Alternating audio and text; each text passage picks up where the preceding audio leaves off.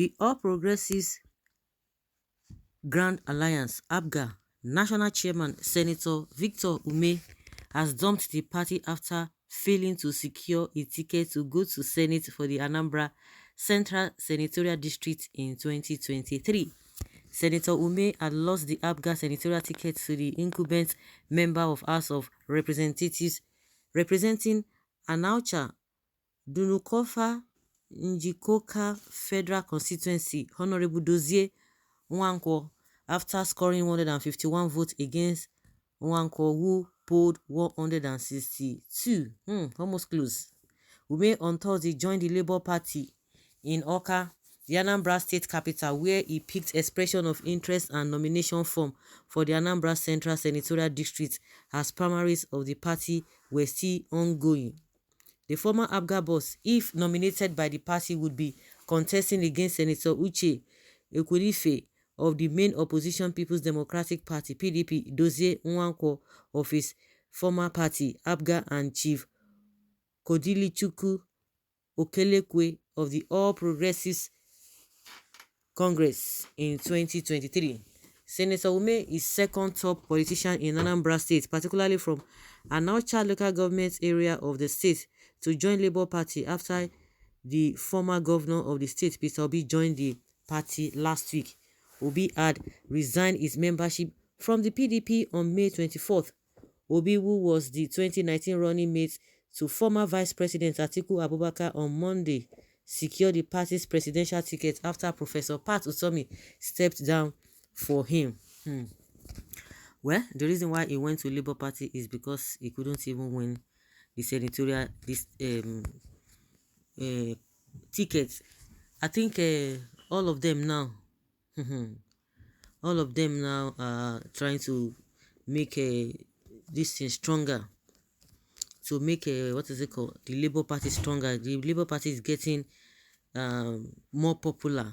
With Peter Obi, the party is getting popular. But whichever way, I think it's going to be an addition to APC, to Labour Party, I mean.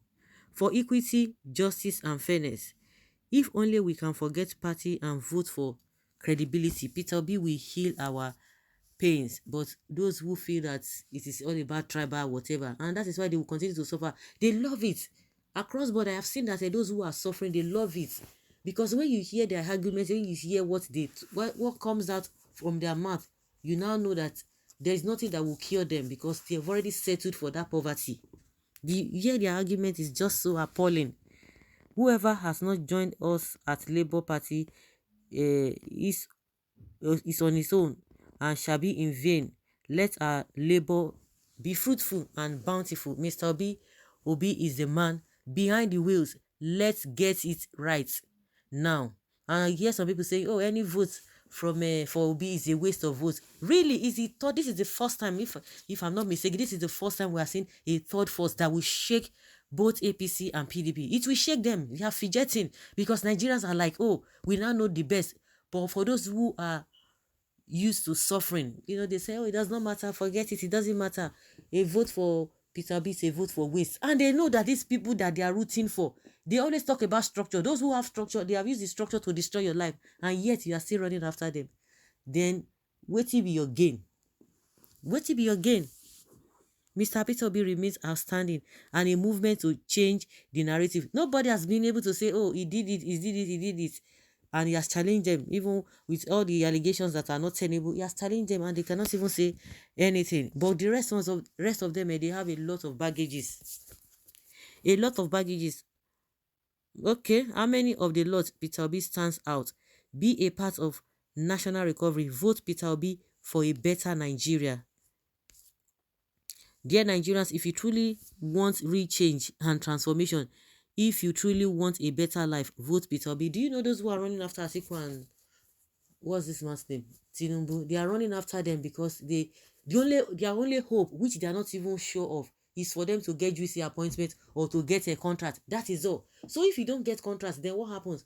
It reminds me of a man that I know in my village. Do you know what?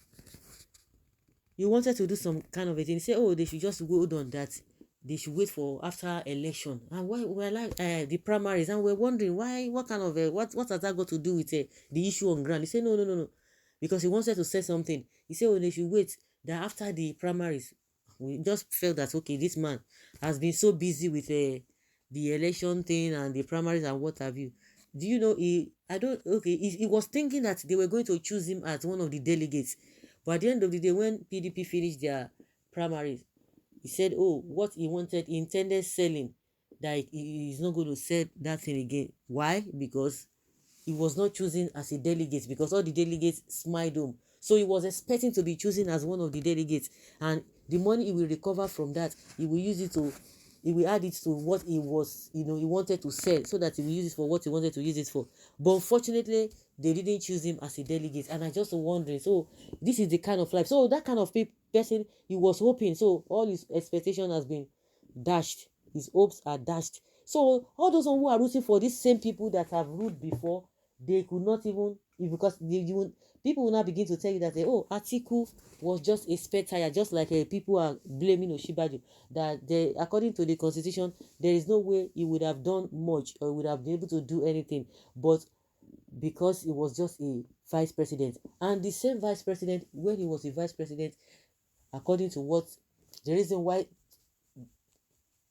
OBJ is standing against him today, because he left and allowed him to take over or to represent him. And they said before he came back, Atiku had done a lot of things. So what are you talking about? Somebody that was just giving an inch to just coordinate in my absence, being a vice president, and he did all that he did. That is the reason why Obasanjo said, lie, not in the history of Nigeria that Atiku become president. In 2019, they tried to persuade Atiku, but it didn't even work. He tried to manage, okay, let me release him. But everybody knows quite well that Obasanjo said never in his life that he will see Atiku become president, because if that guy becomes president, so what are we talking about? He was just given a little time, a small time, and he misbehaved. So if he now has that opportunity, then what will now happen? What will now happen?